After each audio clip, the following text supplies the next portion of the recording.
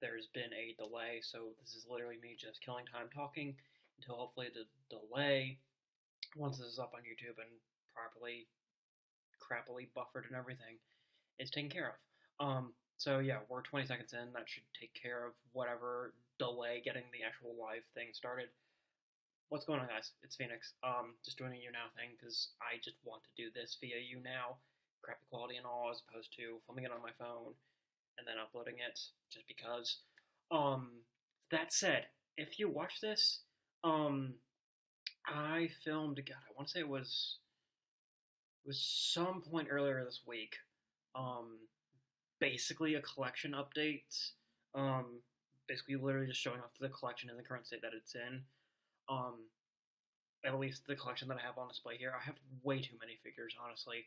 Like half of my collections at my childhood home still on display there. I'm probably gonna end up selling most of that stuff back to TF Source or in some capacity.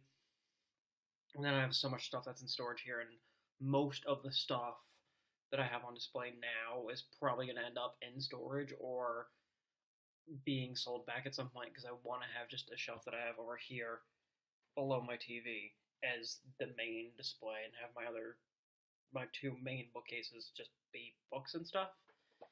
Because I'm on the fringes of the hobby. But in that collection update, there was a kind of a rant about this hobby and stuff. Um, so if you guys want to see that, let me know and I'll unlist the video. It was just something that I just kind of got swept up in, and I just posted the video to get off my phone. And I just have it unlisted. So yeah. Um, Anyhoozle. I'm in the middle of killing some time playing uh some Vigimo games because nothing really is happening tonight. I was at a mandatory training for work most of today, and it's been low key since I've been back. Uh, yeah. So, I want to talk about the games that I have on my Nintendo Switch. I've had a Switch since I want to say November ish. Um, Maybe yeah. I think no. I think it was November because I got it with some monies that I had from previous paychecks up at that point from my last job. So yeah. Um, Anyway, we're just gonna go in order. You guys probably won't be able to see what's on the screen once this is uploaded, but okay, cool. So we're just gonna go in order. Um, so I am Setsuna, which is that the first game in the queue because it's the one that I'm currently playing tonight. Um, Very, very fun turn-based Japanese RPG game from Tokyo Dream Factory, and I think Square Enix also co-produced it or whatever, or co-ported it over from overseas. I think originally it was released for the PS4, and then they just did a port of it for the Switch, or re-released it for the Switch. Um, Honestly, minus a couple nitpicks here and there, which are just like issues with the game because there's like little things about the game that I wouldn't have known unless I looked up stuff about the game just to figure out where I was in the overall like length of the game and stuff like that. Um, it's a really fun game. The story is a little bit slow and it does feel very like procedural. Like, oh, you do this, you go to this area. Okay, you've been to this area, you've done what you need to do here for the most part. Now just go back to the world map and go through this area. So, what story is there other than like just the procedural of going point A to point B to point C to point D is kind of light, but at the same time I am really enjoying the game.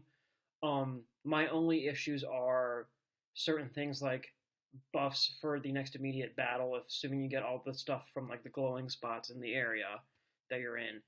Um, that stuff is not mentioned in the game itself. I was only aware of that once I looked up where I was in the game in the game with a guide over on Game FAQs. So yeah, there's that. My other issue is you can't resell your weapons that you get, and you get a lot of weapons to upgrade your character's strength and attack and defense and all that in the game.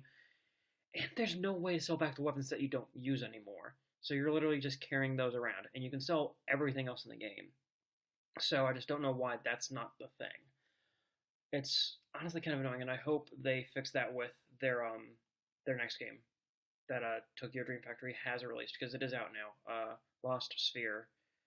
Hopefully they did, yeah, because that just it really annoys me, and I think that's what's made like both money a little bit tight for me in this game, and for basically made it so I can't really upgrade all my characters. In that, like, I spend my money on having items for stuff that I know enemies in the field will like afflict me and my characters with, um, and getting a bunch of ethers and stuff like that. But then when that runs out, because I have some high magic MP consuming characters, I don't have enough money to upgrade all my characters in terms of weaponry, which is kind of annoying. That and the whole Sprite Knight and Talisman thing is not well explained in the game. It's like, just like, ask for help whenever you're buying a new Sprite Knight, and it's like, hey, this will just give you a random buff. It's a thing. It's fine.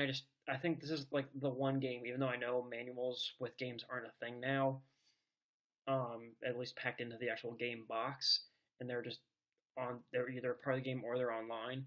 I feel like there were certain things with I Am Setsuna that should have been like explained better in the game, um, and just done better. Honestly, other than that though, like those are my only issues with it. I still highly recommend that game. The next two are completely obvious. Highly recommend.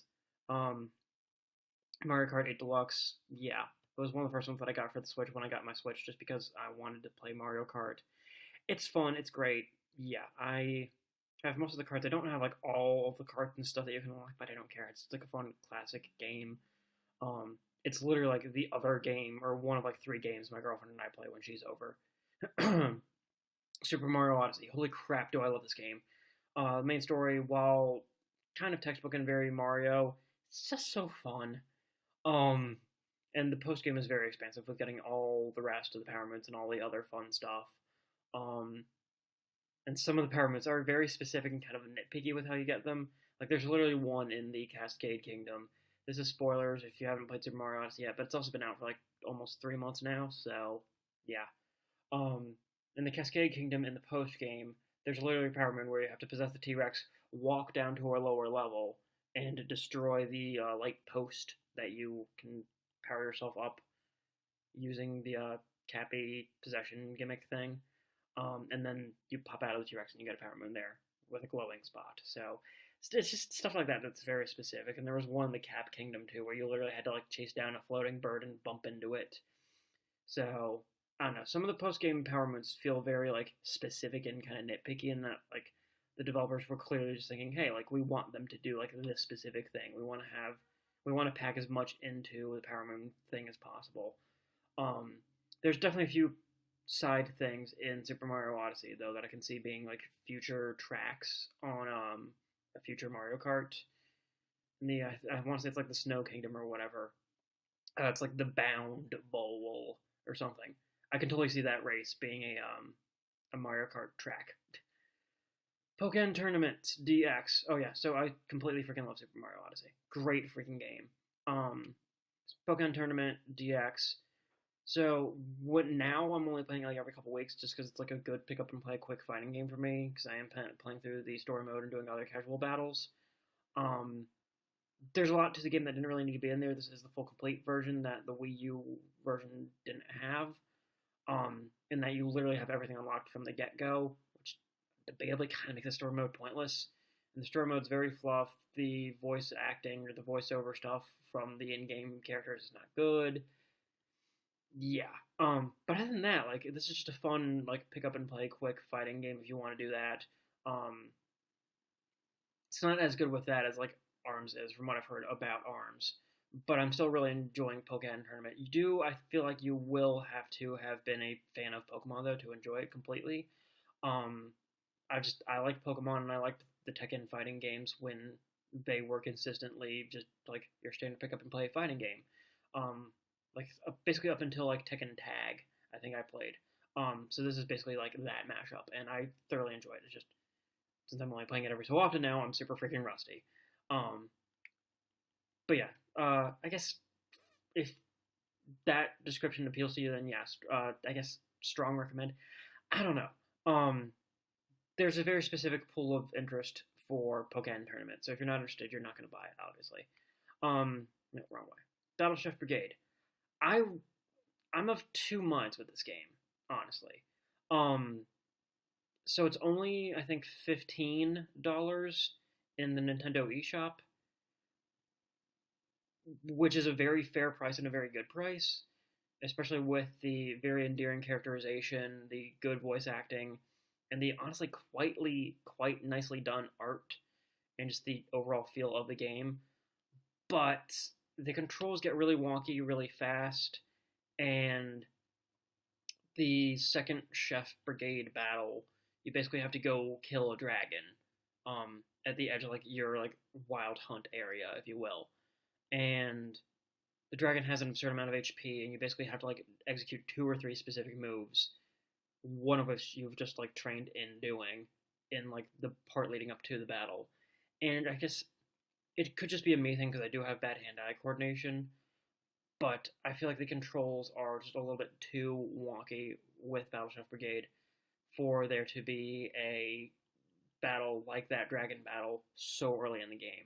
And that's honestly what's completely turned me off from this game.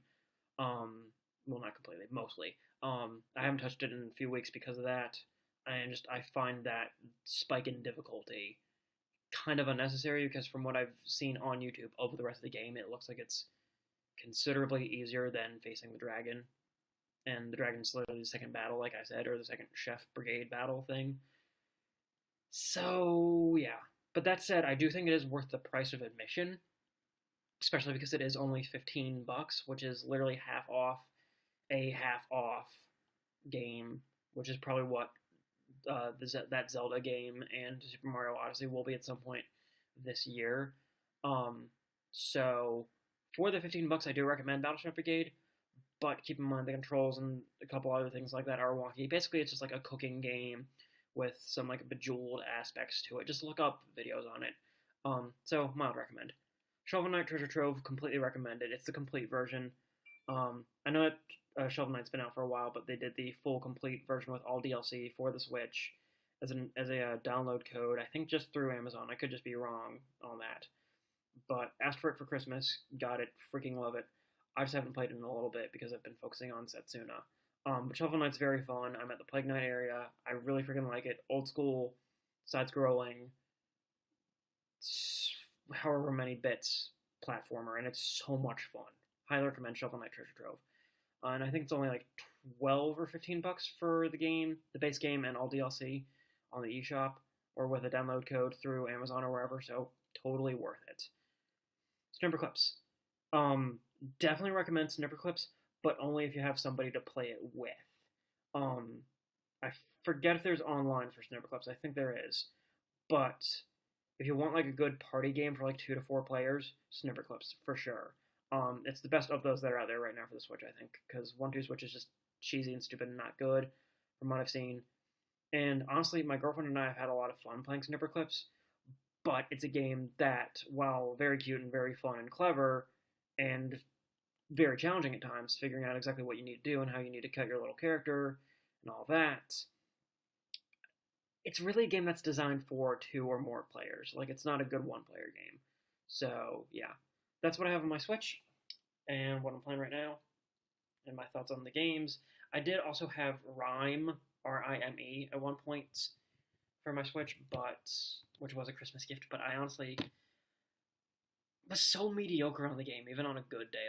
The initial, 20 minutes of the game was very frustrating to me, because stuff wasn't well marked where I needed to go, and the graphics, when you don't have your Switch plugged into its dock, so just on the small handheld screen, if you will, for Rime, were just atrocious. I couldn't see what I was doing half the time. And while I enjoyed how Rime wasn't handholdy, and it's a relatively short game, just a lot of the frustrations that I had with it, and especially with how open, and just a lot of frustrations I had with at least my copy of it. The graphics were terrible. They would constantly get fuzzy.